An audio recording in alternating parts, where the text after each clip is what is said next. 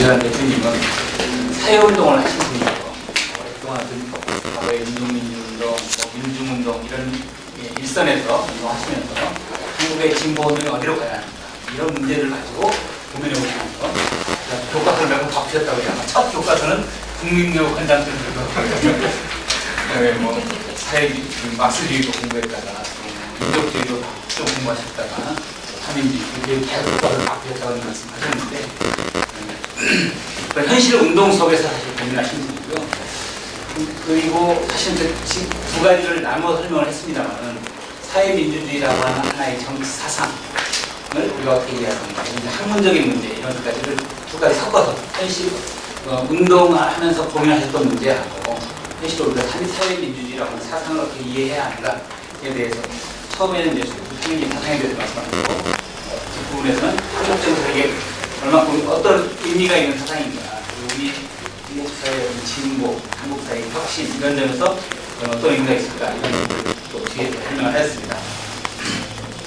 말씀 중에 막스주의는 촌놈들의 사상이라는 아주 인상적이었습니다. 에베레스트 산보다 더 높은 산을 한번 확 따는 셈인데 이렇게 재밌게 설명을 해주셨고요. 그 지정 토론을 하시는 동안에 또 이제 추가로 더 덧붙이는 말씀해 주셔서 뒤에 다시 한번 추가 발제를 드리고요. 이번엔 지정 토론 이영희 위원장님께서 지정 토론을 해주시도록 하겠습니다. 이재환 대표님은 이 삼인주의의 그 이론, 사상 거기에 이제 주로 말씀을 하셨는데 저는 거기에서 좀 더 나아가서 현실적인 문제를 저는 오늘 얘기를 하려고 합니다. 저도 이제 한 10년 가까이 정치 참여, 정당 참여를 하면서 많은 그 부절이 있었고 물론 또 오류도 있었고 그래서 끊임없이 어떤 성찰하는 과정에서 이제는 우리가 그 진보 정당의 대안적 모델로서 이제는 그 삼인주의 정당이 꼭 필요하다라는 어떤 저는 결론 같은 걸 좀 얻게 되었어요. 그래서 대표님 같은 경우에는 그 삼인주의에 대한 그 좌우의 협공을 항상 하고 오셨다는 어떤 그런 트라우마가 상당히 아직도 존재하고 계신다는 그런 좀 감의를 받았어요. 근데 이제 지금 현재 그 우리나라의 이 상황을 보면 이제는 진보 정당 중에 삼인주의 노선을 분명히 하는 정당이 이제 현실적으로 꼭 필요하다. 네. 그 이유로서 우리가 이제 늘 삼인주의 노선을 검토하고 분석하고 돌다리만 계속 두들길 것이 아니라 이제는 우리가 시도를 해야 될 시점이라 저는 이제 그렇게 판단을 내리고 또 그런 경험이 또 이제 많이 이어지고 있어요. 저희 진보 정당에.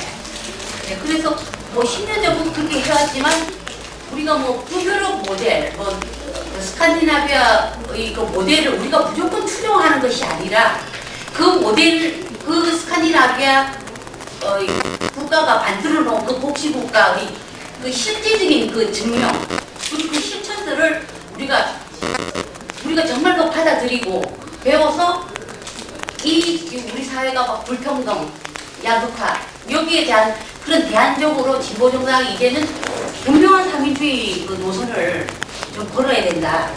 그렇게 생각하면서 과연 현재 우리 진보 정당들이 정체성은 무엇인가에 대한 그 심각한 고민을 하게 되었어요. 그래서 이번에 그 18대 대선에서 진보 진영이 패배를 했고 그리고 각 작은 진보 정당들이 있지만 도무지 저 정당의 정체성은 무엇인가? 어떤 정책을 가지고 어떻게 우리가 시민들에게 나아갈 길을 제시를 할 것인가? 이것은 정당의 역할, 공당의 역할인데 그것이 지금 정체성이 없는 상황이고 새누리당이나 민주당이나 정책적인 면에서는 별 차이도 없고 그렇다고 해서 그 강령들을 보면은 삼인주의 노선에서 그다지 벗어나지도 않고 새누리당 같은 경우에는 뭐 더 진보적인 복지 강화 정책을 앞세우고 있는 이 마당에 우리가 그 복지란 그 아젠다가죠. 이제는 보수에게 선점당하는 이런 정체성의 혼란이 계속 이어지고 있고 저는 일종의 정치적 표류 상태라고 저는 봅니다. 제가 현실적인 정당 참여를 하고 있는 사람으로서. 그래서 이제는 뭐 민주다, 반민주다, 또는 뭐 보수다, 진보다 이런 구도는 철진한 레파토리라고 저는 봅니다.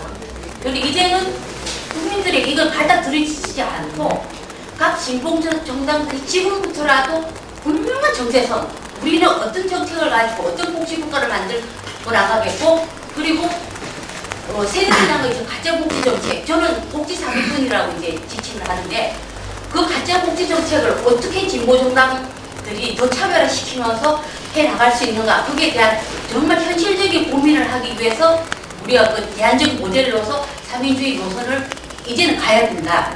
저는 그렇게 보고 있고, 그래야만이 이 소득 불평등과 양극화 현상, 이것을 조금이라도 정말 우리가 해소시킬 수 있는 그런 아주 현실적인 방법을 저는 우리가 3인당을 하는 데서 찾자. 네. 그래서 뭐 많은 사람들이 비판을 하죠. 뭐 3인 되겠느냐, 뭐 이렇게 하지만 사실 처음에 뭐 영국 노동당이 출범을 할 때에도 노동 조합 조직률이 10%밖에 되지 않았다고 저는 영국 노동당 사이에 있더라고요. 그렇고 토니 블레어가 제3의 길을 발표를 했을 때 굉장한 비판을 많이 받았어요. 그게 1온수의 이론에 1톤의 실천을 결합했다라는 그런 비아냥을 굉장히 많이 받았고, 그럼에도 불구하고 굉장히 집권하고, 그런 집권 가능성을 3인주의 노선에서 저는 찾았고, 그리고 제가 또 존경하는 앤서니 기드스 선생님께서 앞으로도 3인주의는 살아남을 유일한 어떤 그런 노선이다. 저는 그걸 굉장히 동의를 하고, 그리고 국가의 발달로 보면은 이제는 민주국가 다음에는 복지국가다. 그거는 아마 누구라도 다 동의를 할 것입니다. 그런데 어제까지 우리 진보 진영에서 3인주의 노선, 글쎄, 특별고 뭐 이렇게 할 것이 아니라 이제는 우리가 그 현실적인 그 모델로서 분명하게 해야 된다. 그리고 이제 정식으로 이제 3인당 당명을 가진 정당이 출연을 해야 된다고 얘기를 하면서 우리의 그 진보주의자들의 현실을 보면 정말 7, 80년대 학생운동, 노동운동 거치고 그 운동권 이데올로기의 그 경로 의존성 같은 게 굉장히 있어요. 그러면서 거기에 벗어나지 못하고 분명히 3인주의 노선, 3인주의처럼 하면서도 3인당은 싫다. 이것은 굉장한 모순이고, 정말 우리 당 게시판에 그런 글이 있었지만은 홍길동이래요. 아버지를 아버지라고 부르지 못하고 형을 형이라고 부르지 못하는 그런 모순적인 상황이 저는 우리 진보 진영에 존재를 하고 있어요. 그래서 이제는 그 노동운동, 아까 그 주대한 대표님 말씀하신 노동운동에 대한 비판, 저는 굉장히 절감을 하는 게, 지금 우리 한국의 노동운동은 저는 실패했다고 봅니다. 이게 대기업 위주의 노동운동이 되다 보니까 전부 그 정규직 쪽으로 가다 보니까 비정규직, 취약도 노동자, 영세 자영업자가 거의 1,300만 명 가까이 되는 그런 그 비정규직, 취약 노동자, 영세 노동자에 대한 어떤 대안과 답을 노동조합이 내놓지 않습니다. 노동 세력들이. 그러면서 어떻게 노동 기반, 노동 중심성을 외치는지 저는 정말 이해를 하기가 좀 굉장히 힘들어요. 그 부분에 대해서는. 그래서 이 자체도 무조건 뭐 비정규직 철폐 그것만을 외칠 것이 아니라, 우리가 그 스웨덴이 그 복지국가에서 심적으로 했던 게 그 연대임금제, 동일노동, 동일임금. 그런데 자꾸 비정규직 철폐 뭐 이런 식으로만 나갈 것이 아니라, 그 스웨덴이 분명하게 성공했던 그 모델을 가지고 우리나라에도 이제는 동일노동, 동일임금제를 하자. 어떤 그런 것을 3인주의 노선 안에서 극선전을 해결하자라는 그런 생각을 가지고 있습니다. 그리고 진보 진영은 사실 저는 그 대중들은 준비가 되었다고 생각해요. 그런데 이른바 지성 진보들, 그 진보 진영의 그 이제 제가 신나라 표더라 진보 진영의 앞자리들 그리고 그 진보 진영의 빅마우스들은 아직도 그 옛날에 그 구식 사고방식이 젖어 있는 거예요. 지금 우리나라는 정치 현실을 보면 정말 이제 복지국가로 가야 되고 3.1위 노선을 분명히 한 정당이 나와야 함에도 불구하고 이것을 망설인다는 것은 이제는 정말 과감하게 이제 3당이 출연을 해야 된다라고 저는 그렇게 믿고 이제 진보 정의당이 이제 아시다시피 이제 재임창당을 앞에 두고 이제 당 진로에 관한 노선에 대한 그 토론을 활발하게 이어지면서 3.2당으로 가자라는 것이 좀 주도 세력으로 지금 부각이 되었어요. 근데 이것은 저는 갑자기 일시 나타난 것이 아니라 어떤 그런 그 3인주의 정당에 대한 그 대중들의 인식 그리고 이것이 평당원으로부터 제기되었던 어떤 지도부에서 이것을 어떤 로드맵을 정한 것도 아니고 그 진보 정의당의 그 평당원으로부터 제기되었다는 것은 저는 이것은 그 대중들이 생각하면 저는 일맥상통한다고 생각을 해요. 그것이 당원만이 생각이 아니라 대중들이 그만큼 3인주의를 가까이 받아들이고 이제는 3인당을 출연을 해도 기꺼이 받아들일 그런 환경과 자세가 되어 있다. 저는 그렇게 받아들이고 이제 현재 저는 누가 먼저 3인당을 언젠가는 3인당이 출연할 것입니다. 적어도 저는 최소한 몇 년 안에는 그 어떤 당에서 3인당이 나올 것이다. 그러나 3인당은 진보정의당이 했으면 좋겠다. 저는 그렇게 생각하고 노회찬 대표님이 그 1월 25일 날 한국 3인주의 발표문에서 그 한국형 3인주의에 대한 그런 선언을 하셨어요. 그렇고 우리 진보정의당 내 당원들도 많은 그 토론이 있었고 생각보다 굉장히 그 인식 수준이 그 월등히 높고 저는 가장 적합한 정당이 진보정의당이 아닌가 3인당으로 가기에 그리고 이것이 우리가 3인당으로 가는 3인주의 노선이 이렇게 학생운동 이런 것을 사회주의, 3인주의자 이렇게 이전을 한 게 아니라 그런 분도 있지만 저 같은 경우에는 현실 정치를 참여를 하다 보니까 정말 이제는 그 사회민주주의의 노선이 분명히 필요하다는 것을 절감을 한 말하자면 명심을 붙이자는 신사민주의자다. 그렇게 저는 명칭을 하고 싶어요. 그리고 현재 이제 젊은 친구들은 정보화 시대이기 때문에 그 스웨덴 모델이나 이런 거에 대한 그 정보 수준이 굉장히 높아요.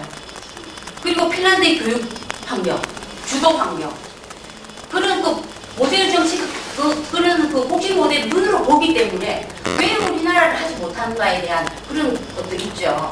그리고 그 장하준 교수가 그런 말을 했지 않습니까? 국민소득 80불짜리가 2만 불이 되었는데 왜 우리가 못하느냐? 저는 우리나라 복지국가도 할 수 있고 3인당 할 수 있다고 생각해요. 소득 80불짜리가 2만 불이 넘었는데 왜 못한다는 건지.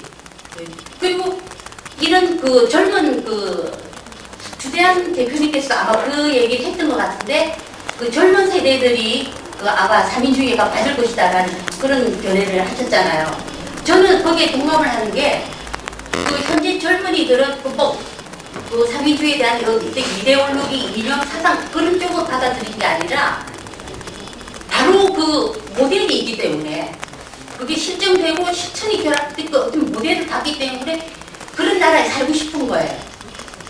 실직을 해도 프랑스 같은 경우에 예를 들어서 프랑스 같은 경우에 마지막 임금이 75%를 3년간 지급하는 나라이고 벨기에 같은 나라는 마지막 임금의 60%를 평생 동안 지급하는 어떤 그렇게 되지는 않더라도 그런 것을 정보로 다 취득을 한 그런 젊은 친구들이죠. 그래서 이 친구들은 각 그 정보를 다 알고 있기 때문에 그 디지털 노마드 저는 그렇게 생각합니다.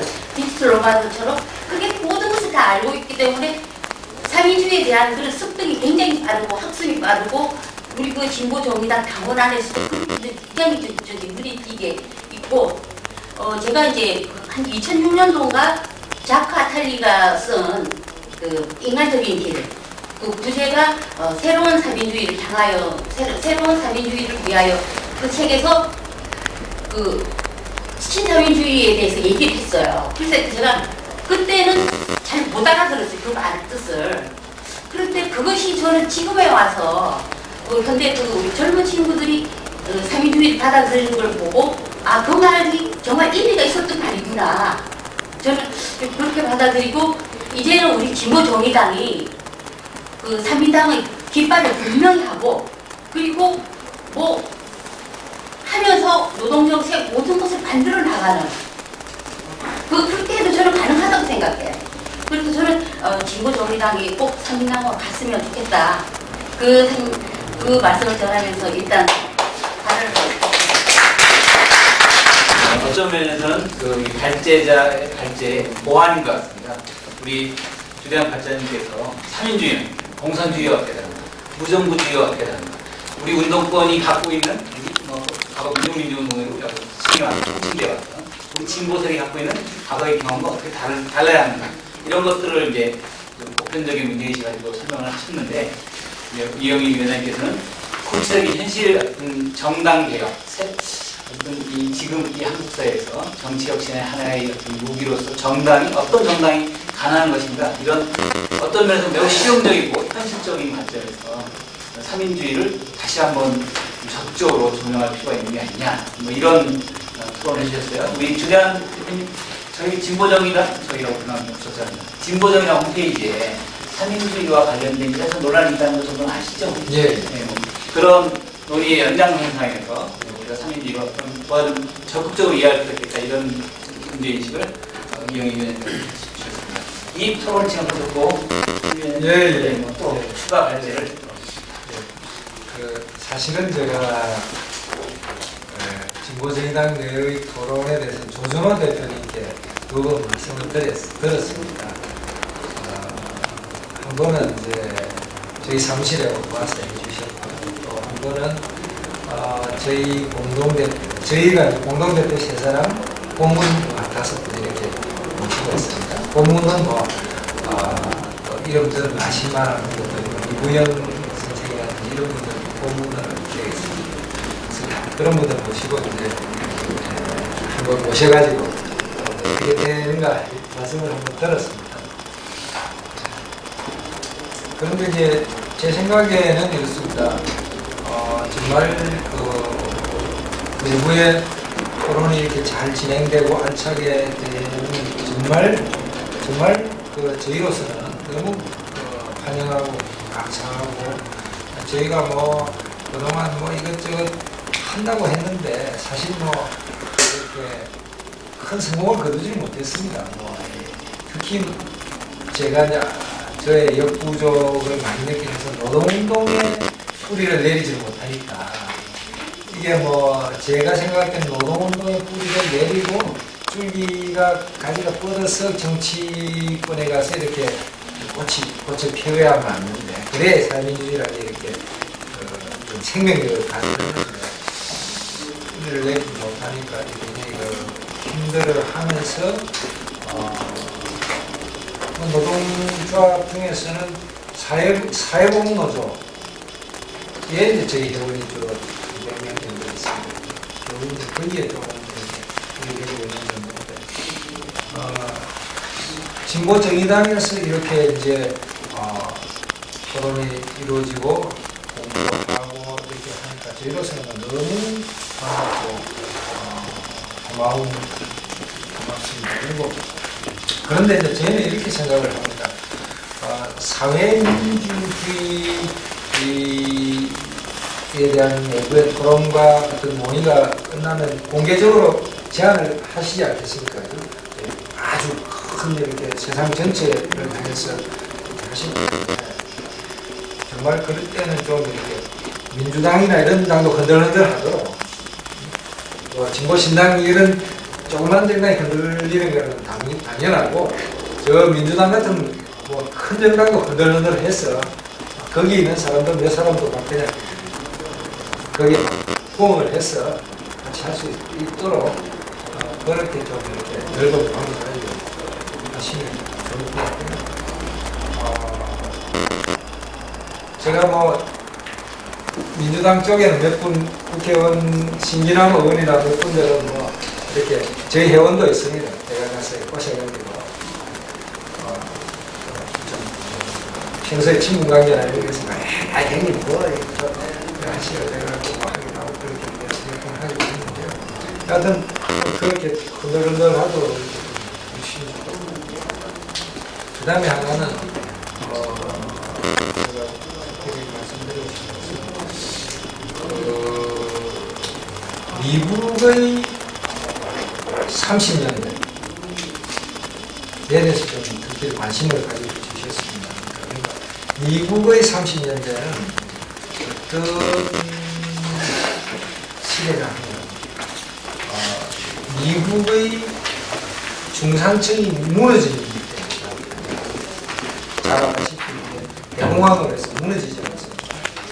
그럼 그 전에 미국의 처음 출발할 때는 미국은 자연농의 나라로 출발했습니다. 그리고 중산층의 나라. 중산층이 아주 국민 대다수가 중산층이었죠. 그런데 그 용왕 자본주의 발전에서 양극화가 일어나고 중산층이 무너졌습니다. 지금 우리나라가 겪고 있는 게 비슷합니다. 물론 이제 일단 대공황이라는 거는 충격적인 이런 일시에 그런 게 몰려들지는 않고 있습니다만 우리나라는 그러나 양극화가 이렇게 이루어지는 것은 비슷합니다. 그 우리나라도 만만치 않은 속도로 이 중산층이 무너지고 있지 않습니까? 그래서 미국에서 이제 말하자면 정치적 대변화가 일어났습니다. 어떤 변화가 일어났느냐? 그 전에 미국에 민주당과 공화당이 있었습니다만 민주당이 사실은 더 보수적인 정당이었습니다. 보수 정당이었고 또 민주당이 남부에 근거지를 갖고 있습니다. 이건 남부의 지역당이에요. 이때 지역당이라 하면 무슨 말씀이냐 하면은 남부 각 주에서는 민주당 90% 정도 득표를 했습니다. 아예 그냥 공화당은 10% 정도밖에 득표를 못했습니다.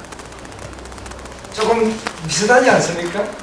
남부에서 지역 정당이었습니다. 그리고 원래 약간 보수적이니까 이랬어요. 왜? 링컨이 공화당 출신이듯이 이렇게 북부 산업지대이기 때문에 자본주의 발전해서 공장지대이기 때문에 노예 해방이나 이런 건 그쪽에서 오히려 주도했어요. 산업화로 주도하고. 공화당이 좀 앞서서 그런 어떤 일부 경제정책이나 이런 데서 조금 진보적인 면도 있었습니다. 약간 다 보수 정당이었지만 둘 다 같이. 그런데 지금 어떻게 됐습니까? 30년대를 거치면서 뉴딜 정책을 거치면서 완전히 뒤바뀌었습니다. 지금은 미국 대통령 선거 딱 하고 나서 그다음 지도 뭐 빨간색, 파란색 표시하면 어떻게 됩니까? 동북부, 캘리포니아 여기서는 민주당이 이깁니다. 도시화된 지역은 공화당이 됩니다. 농촌 지역, 중부 이렇게 대평원 하고 남부 농촌 지역 이쪽이 공화당이 이깁니다. 완전히 뒤집어지는 거죠. 그리고 지금은 이제 지고 이기더라도 6대 4라고 이렇게 지고 있습니다. 둘 다 전국 정당이 되고, 둘 다 전략 정당이 되고, 그러면서 민주당이 말하자면 진보 정당이 되고, 공화당이 보수 정당이 됩니다. 제가 드리고 싶은 말씀은 뭐냐면, 미국에 대해서 우리는 흔히 미국 민주당과 미국 공화당 둘 다 보수 정당이 이렇게 흔히 이야기하기 쉬운데요. 그건 틀렸습니다. 사실은 미국 민주당도 3인당이나 이름만 조금 다르지 사실은 거의 3인당입니다. 자유주의 인터내셔널 회의하면은 미국 민주당 거의 회원입니다. 참석합니다. 그리고 클린턴이 자 그러면 어떻게 되느냐 미국에서 말하는 미국 사람들이 말하는 진보적 자유주의라는 게 곧 사회민주주의라는 말씀을 저는 드리는 겁니다. 대서양을 사이에 두고 언어가 조금 다릅니다. 그래서 저쪽에는 원래 자유주의 나라이기 때문에 자유주의가 건국 이념입니다. 그런데 불평등이 심해지고 양극화가 이루어지니까 롤스 같은 사람이 나타나서 자유주의의 수정을 가했습니다. 수정을 가해가지고 진보적 자유주의라고 하는 겁니다. 그럼 뭐 정의란 무엇인가 지은 사람 그 사람 누굽니까? 롤스 제자죠. 맞아. 그 계통이죠. 그 사람들은 한 게 뭐냐? 그 사람들 강의 가만히 들어보십시오. 그 사람들은 사실은 사회민주주의를 얘기하고 있습니다. 그런데 언어가 좀 다릅니다. 미국식 언어입니다. 진보적 자유주의라고 그래서 우리가 헷갈리기 쉬운데요. 뭐 나는 진보적 자유주의는 좋은데 뭐 사회민주주의는 안 할 거야 이러는 사람들 꽤 있습니다. 굉장히 유식한 척하면서 왜냐면 사람 헷갈리게 만들어요. 근데 그게 그거야. 다만 유럽에서는 사회민주주의라고 하는 걸 미국 대서양 건너면 진보적 자유주의라고 합니다. 그래요. 루스벨트의 그 정책대로 굉장히 진보했습니다. 굉장히 파격적이었습니다. 뭐 미국 그전에 미국에서 사람은 생각하지 못했던 그 거의 뭐 했습니다. 그리고 존슨까지 뭐 트루만 존슨까지 대단히 그래서 미국이 중산층이 다시 복원됐죠. 그래서 이게 미국이 50년대 또 물론 전성국가이기도 했지만 황금기를 맞이했죠. 근데 그 후에 뭐 다시 이제 또 공화당이 많이 집권하면서 굉장히 이제 미국이 양극화까지 다시 심해졌습니다만 어쨌든 제가 말씀드리고 싶은 것은 뭐랄까 결국은 우리가 3인당을 만든다 한다 그냥 만드는 게 중요한 게 아니에요. 야권의 말하자면 야권의 이 주요적인 지배적인 정당 내지는 야권 전체를 통일하는 정당이 돼야 되지 않겠습니까? 그래서 제1야당이 되고 또 집권도 하고 이래야 됩니다. 네, 그래서 그런 가지고서 개혁 전략과 그런 걸 가지고서 민주당까지 흔들어 가면서 이렇게 이제 물론 금방은 안 되겠지만 장기적으로 그런 구상까지 가지고서 3인당을 하고 또 충분히 그렇게 하면 말씀하셨듯이 국민들의 요구와 이게 맞고 또 국민들은 이미 준비가 되어 있다는 말씀. 그러니까 정체성을 분명히 해서 하면 굉장히 전망이 밝다. 저도 그렇게 생각합니다만 다만 여기서 야권 전체를 우리가 항상 염두에 두고 시야를 그렇게 넓게 가지고서 해야 되겠다. 그리고 뭐 진보적 자유주의 뭐 어쩌고 하는 이런 사람들에 대해서 절대적으로 하지 말고 그게 그거다. 진보적 자유주의 그게 그건데 뭐 그래가지고 뭐 또 선을 나누고 이럴 수는 절대 아니고 했어요. 그러면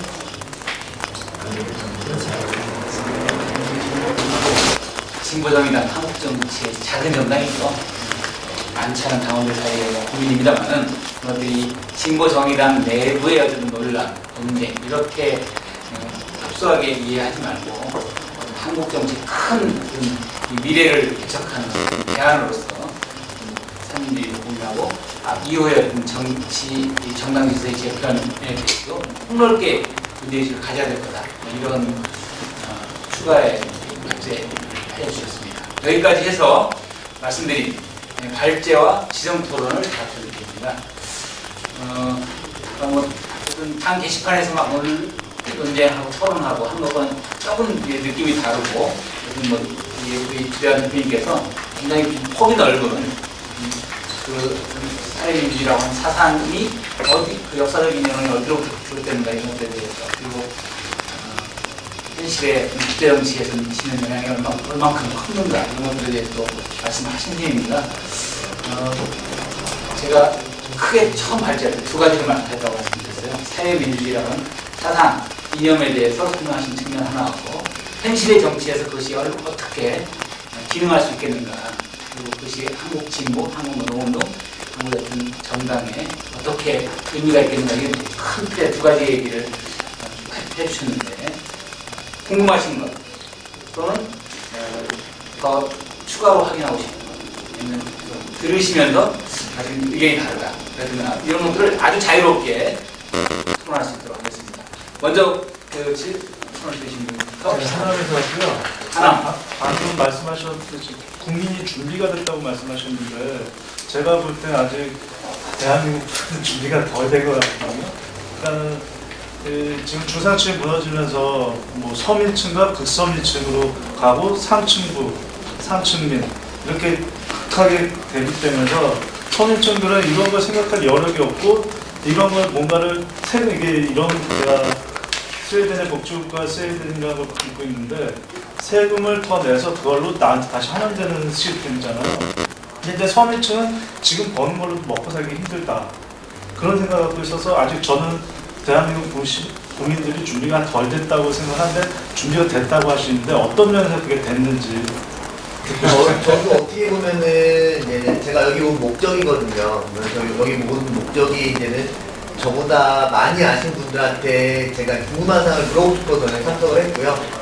제가 이제 물어보고 싶은 거는 딱 꼬집어서 그거예요. 그러니까 그 아까 말씀드린 진보적 자유주의하고 삼인주의에 거의 비슷한 거 저도 동의를 해요. 동의는 하는데 그러니까 저도 물론 제가 전문가는 아니지만 여러 책을 읽어본 결과 그 진보적 자유주의에 대한 결론은 그러니까 평등 복지 뭐 그런 걸 다 해서 그런 건 다 삼인주의와 거의 똑같은데 결과적으로 자유주의를 추구한다는 게 그러니까 제가 알기로 있는 그 진보적 자유주의고 결과적으로 그러니까 복지나 뭐 평등이나 뭐 정의나 그런 거 거의 비슷한데 근데 삼인주의는 결과적으로 그 자유를 추구한다기보다는 삼인주의는 다 같이 잘 살자라는 것 같거든요.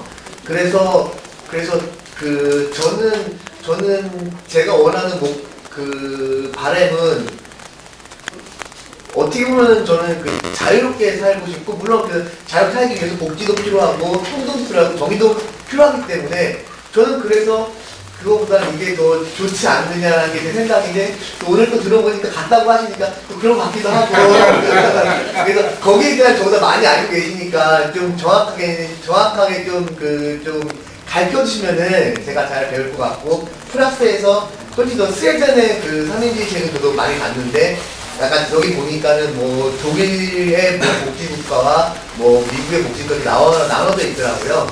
그래서 독일의 복지국가는 어떤 국가를 지향하는지 미국의 복지국가가 어떤 지향을 하는지 거기에 대해서 좀 더 가르쳐주면 좋겠습니다.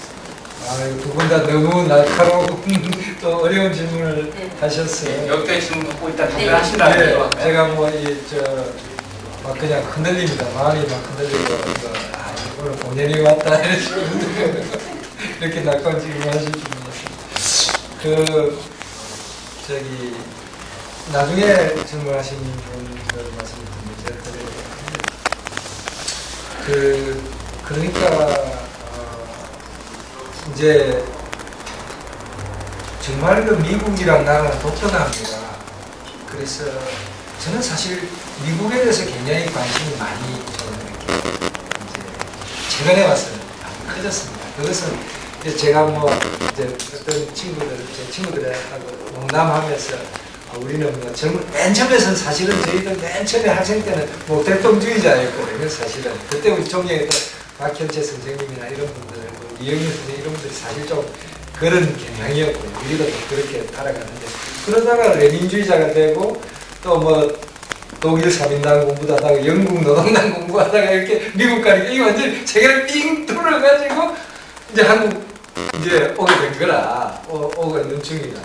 그러면서 이렇게 결국 그런데 중국이든 소련이든 독일, 영국이 문제가 아니고 사실 우리나라를 제대로 이해하기 위해서 이제 공부를 하다 보니까 그렇게 된 건데 왜 제가 미국에 대해서 좀 더 관심 가지냐면 이게 나라가 원래 출발할 때 독립자영농의 나라로 출발한 게 있어요. 독립자영농은 뭐냐? 독립자영농 특유의 정신이 있어요. 그게 뭐냐? 자립자조의 정신. 내 힘으로 내가 내 새끼 먹여 살지. 우리가 영화 원앙소리 보셨습니까? 원앙소리의 그 주인공 한계가 80년대 독립생활이에요, 지금. 지금도 산에 가서 나무에 가지고, 영화 보고 자식이 9명이나 되면서 그 노인들 그 산골에 그냥 둔다고 막 욕을 해대니까 장남이 났었죠. 교수선에 내 공화국에 나는 내 시력 좋은 미술 선생이지만 내 대구나 서울 안 가고 여기 가까이 있으면서 모시고 있다. 그런데 저 어른들이 아무리 같이 살자 그래도 저렇게 고집 피우니까 어쩌겠나. 나는 멀리 가지 못하고 여기 있다. 이렇게 장남이 이제 해명도 하고 그러는데. 어쨌든 제가 말씀드리고 싶은 것은 한국 사람, 그분이 그 조그만 땅덩이를 가지고 군함대를 길러냈습니다. 대단하지 않습니까? 새벽에 누가 뭐 아침에 일찍 일어나라고 누가 이야기한 사람이 있을 거 없습니다. 그런데 새벽같이 일어나서 밭논 닭가루를 뭐 돼지 기르고 닭 기르고 해가지고 분할개를 성공적으로 기르면서 전부 서울, 부산 같은 데 살고 현대적 직업을 갖고서 교육 다 시켜가지고 학교 선생님도 하고. 제가 말씀드리고 싶은 것은 대한민국 제가 자영농 이야기하면은 사람들이 뭔 소리야 독립이 지금 뭐 있나 죄송합니다만 대한민국 건국 당시에 국민의 70%가 농민이었습니다. 70%가 농민이라는 얘기는 뭐 공무원이나 기타 등등 군인들 빼고 나면 대부분 농민이었다는 얘기입니다. 그렇게 출발하고 그리고 그의 자식들이 우리고 또 우리 자식들. 그래서 대한민국 국민들 굉장히 자발적입니다. 뭐 누가 시켜서 하는 게 아니에요. 굉장히 자립적이고 자조정신이 강하고 또 자발적입니다. 이러한 대한민국 국민의 정신을 살리는 방향으로 복지국가를 하더라도 해야 된다는 게 제 생각입니다. 그렇게 될 거라고 또 저는 예언합니다. 그래서 우리가 미국에 대해서 보편주의를 안 하고 선별주의를 하고 스웨덴은 보편주의를 하고 그래서 저거는 은퇴리 복지국가고 저거는 스웨덴은 뭐 제대로 된 복지국가다. 저는 좀 그리 안 생각합니다. 미국도 미국 나름의 분명한 역사와 속에서 미국 국민들의 선택이라고요.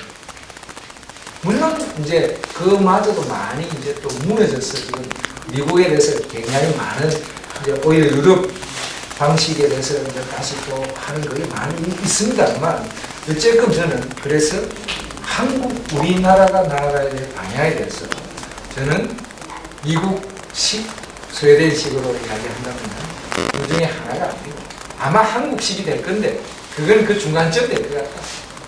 제가 좀 약간 비겁하게 애매한 말씀을 드리는 건 사실 어떻게 될지 모르니까 그냥 조금 비겁하게 말씀드리면 그렇습니다. 그러니까 문재인님은 제가 말씀드리면 진보적 자유주의라고 되어 있는 미국식 사회민주주의의 어떤 뭔가도 그렇게 무시할 건 아니다.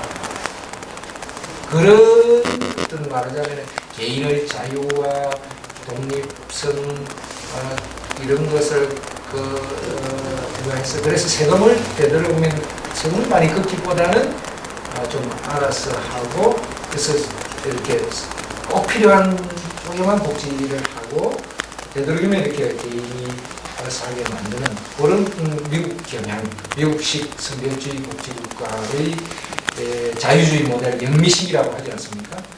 그것이 스웨덴식하고 아주 뭐 엄청난 세금과 엄청난 복지 이것이 도시가 저과의 글쎄요 그 사이점은 되지 않겠나 우리나라는 그런 생각을 저는 해봅니다. 그래서 우리가 흔히 뭐 작은 미국이냐 큰 스웨덴이냐 이렇게 얘기하지만 그 중간쯤이 된다. 그렇게 본다면은 그 어떤 우리가 진보적 자유주의와 사회민주주의라고 하는 그런 어떤 것이도 큰 틀에서 보면 그게 그건데 약간의 만약 차이가 있다면 우리나라 향평 사회민주주의는 아마도 우리가 하다 보면 만들어져 갈 건데 아직은 뭔가 분명한 모양이 안 갖춰졌지만 10년, 20년이 흐르면 한국형 사회민주주의라는 모양을 갖추고가는데 그 모양은 틀림없이 아마도 미국식하고 스웨덴식 중간점 아니면 또 독특한 한국식이 되지 않겠나. 그걸 우리가 뭐 미리 다 해달할 수도 없고 우리가 뭐 어떻게 할 수는 없겠죠. 그러나 그렇게 되지 않겠나는. 그래서 그 어느 것도 우리 것은 아니다. 그건 참고했다는 거고. 아무리 뭐 로스가 뭐 얘기하는 게 뭐 어떤 뭐 아까 누굽니까 작가 달리도 좋고 또 누굽니까 그 어떤 사람이 뭐라고 그럴싸하게 얘기하는데도 그건 다 영국 얘기고 프랑스 얘기고 미국 얘기입니다. 우리가 이제 만들어 가겠죠. 만들어 가겠죠. 그리고 지금 사실 의료부문 같은 경우는 한국은 한국형이 세계 학계에 보고됐습니다. 제4형이요. 그 전에 1형, 2형, 3형만 있다 이론적으로 4형이 있어요. 왜 한국형이 나타났으니까 이게 세계적 유례가 없어. 그래서 얼마나 정확해요.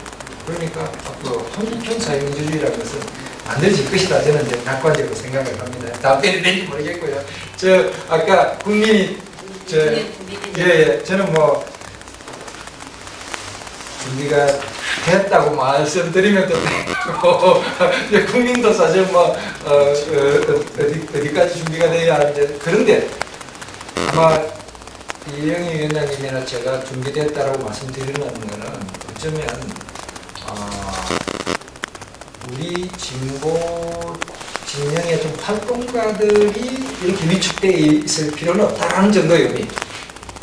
그래서 우리 활동가들이 괜히 뭐 혹시 오해받을까 싶어서 뭐 사회민주주의 이런 말은 피하고 그냥 뭐 그냥 복지국가가 좋지 않냐면 복지 제도가 좋지 않냐 이런 말만 하고 선거 때 나가서는 뭐 정책 몇 개만 이야기하는 게 좋지 않겠냐. 괜히 뭐 사명당 그러면 또 뭐 이게 뭐 별개로 몰릴까 뭐 국민들이 오해할까 뭐 이런 걱정할 필요가 있을 정도 그건 아닌 것 같다. 최소한 오히려 적극적으로 우리 정체성을 이렇습니다 할 때 그런 너희들은 이게 너희들 부장님은 이렇게 일관성 있게 뭐 이게 너희 또 철학이 이렇게 뭐 이런 거 그건 보수하고 뭐 다른 게 뭐가 있냐면 또 친구들하고 이렇게 다릅니다 하면 충분히 또 최소한 우리 지지층에서는 쉽게 또 통할 정도는 준비가 되지 않았나. 그러니까 제가 그 말씀이 뭐 우리가 얘기만 깃발만 들면 그냥 100명 다 막 박수치고 와 할 정도는 아니지만 최소한 20% 30% 국민들 사이에서 그 진작부터 너희들 하는 소리가 그거였는데 왜 이쪽까지 이상하게 야 이거 앞뒤가 너무 틀리고 막 복잡하게 하더라 그냥 간단하게 얘기하면 될 거예요. 이렇게 아마 할 정도는 그렇죠. 그 정도는 된 것 같습니다. 제가 질문하시는 분한테 드리려고 책을 2권 갖고 왔는데 이거 질문하시는 분이 너무 많아요.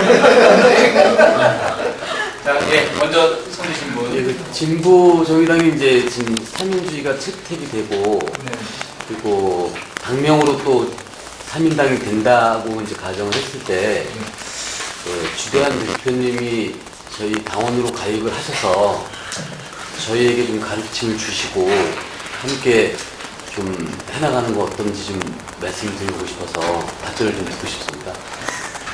안 그래도 민주당 당규를 가지고 있습니다. 지난번에 창원에서 권영길 대표 그분은 진보당이었지만 하여튼 거기 뭐 이렇게 자기 당에서 통합진보당 후보가 마음에 안 드셔가지고 뭐 이렇게 제가 민주당에 공천시켰거든요. 그래서 그때 그러고 나서 뭐 탈당 사람이 또 이걸 당적을 너무 자주 옮기면 좀 그렇잖아요. 그래서 뭐 그냥 이렇게 그 당적은 그냥 있습니다. 있는데 제가 한번 탈당하겠다 했더니 정동영 선생가 말리더라고요. 특별한 이유가 없이 그걸 하지 마라. 그래서 있었죠.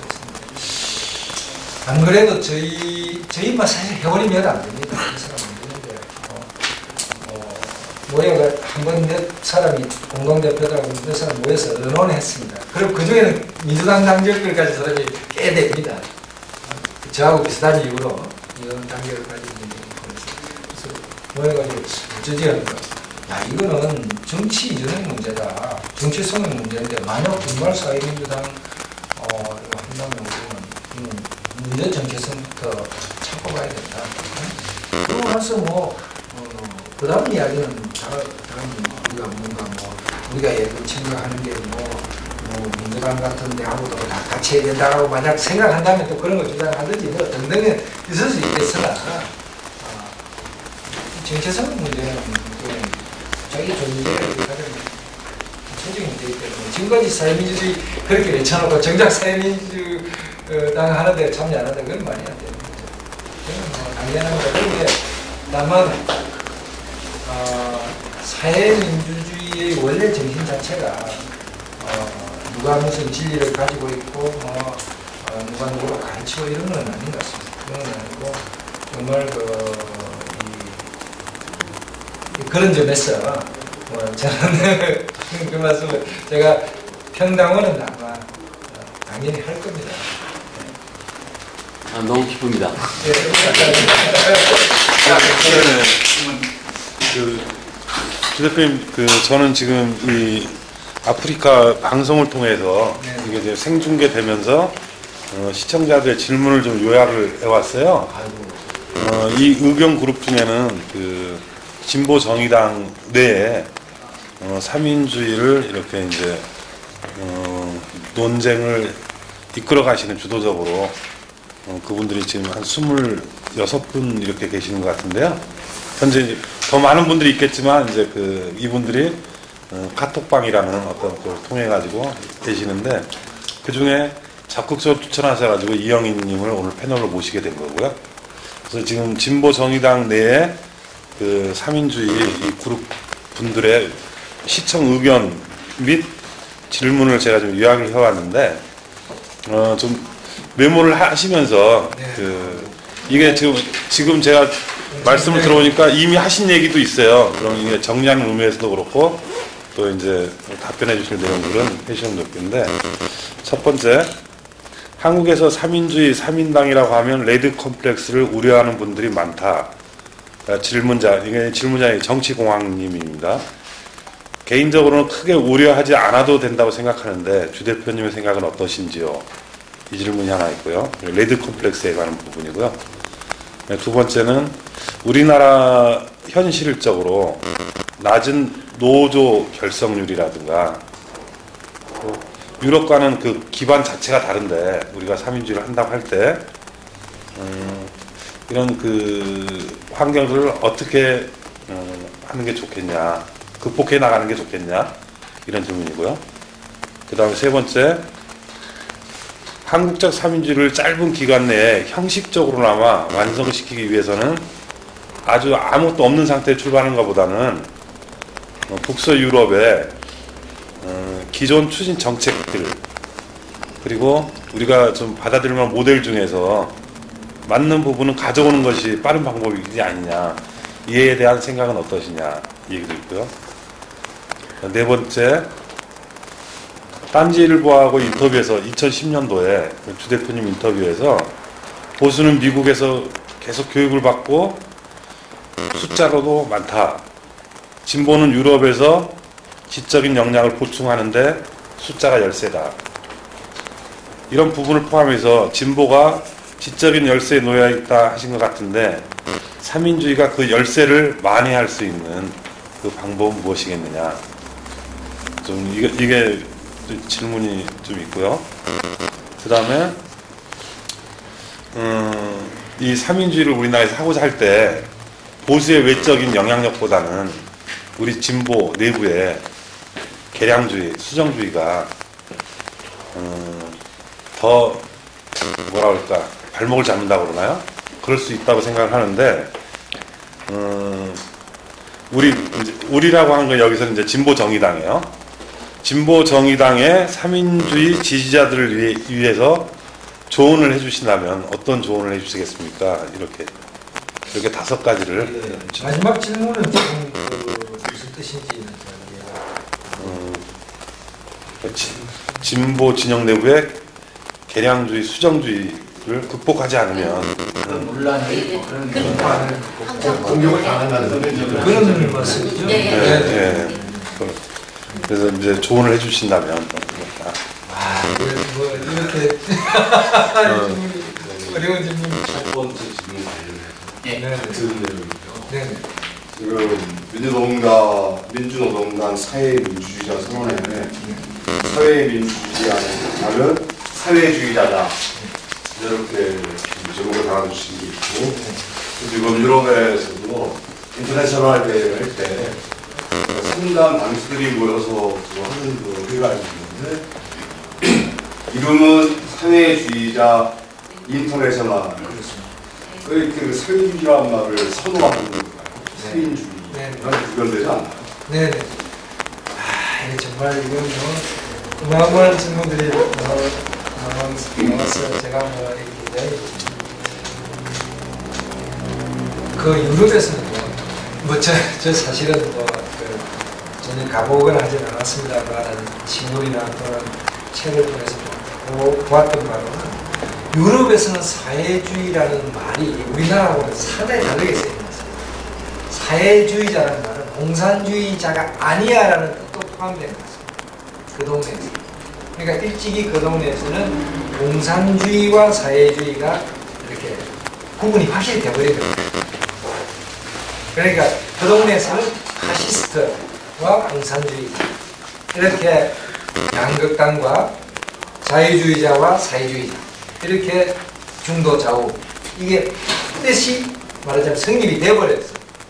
2차 대전, 2차 대전 거치면서. 그래갖고 I am a socialist라고 만약 고백을 하게 되면 그 말 뜻에는 나는 자유주의자가 아니야 라는 뜻도 있지만 나는 동시에 공산주의자도 아니야. 나는 파시스트도 아니야. 이런 말이 포함되어 있어요.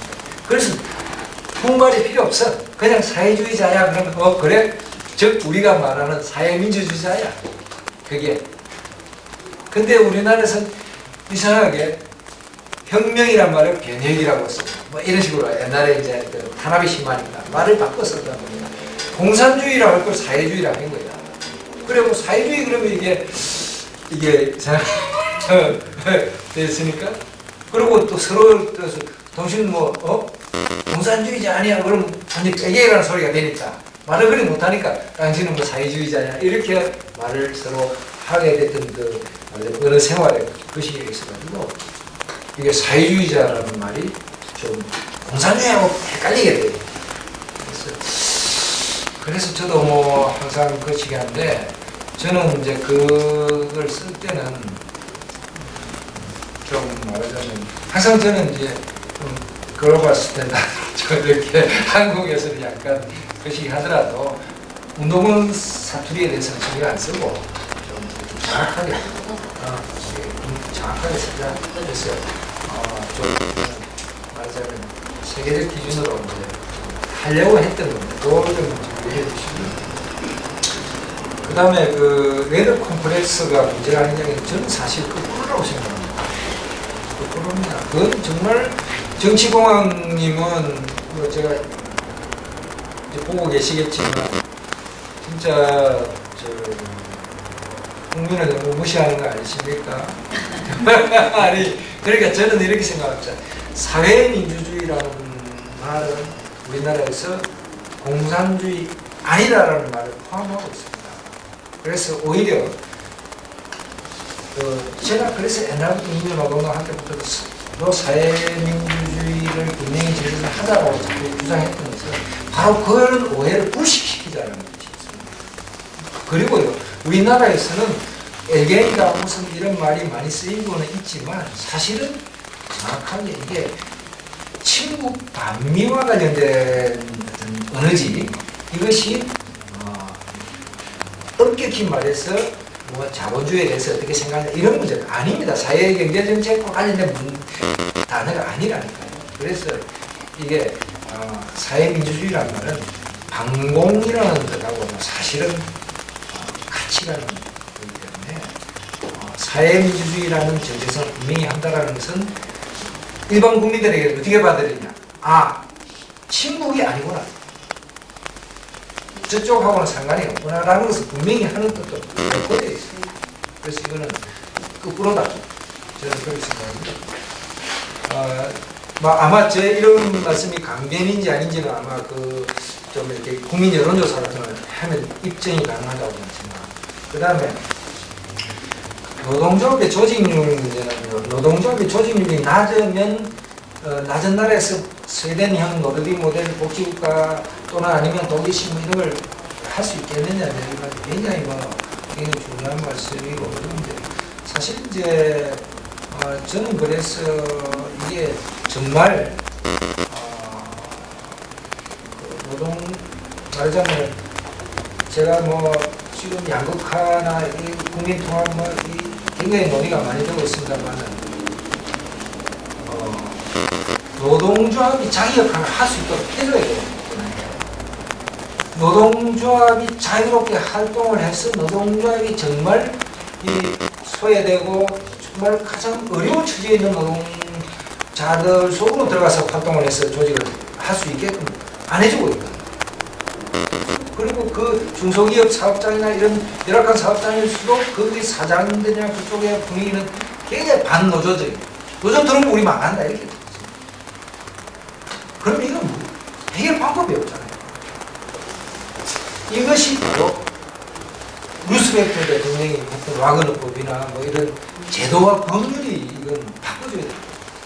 그래서 오히려 인센티브를 준다든지 노동조합은 당연히 또 상대로 해서 뭐 어떤 뭐 조그만 뭐 20명 거기에 또 노동조합 만들고 이런 게 아니라 그냥 뭐 한 산업에서 그냥 막 해서 조정을 할 수 있도록 해야 되겠지만 동시에 그 노동조합이 있는 사업자는 오히려 그 사업조합자 무슨 뭐 인센티브를 준다든지 그걸 제도적 마련을 해서 이걸 그러면 그게 어떤 효과를 가져오느냐. 노동조합이 그렇게 활동하면 국민 통합, 저 박근혜 씨가 그렇게 외친 국민 통합도 이루어지고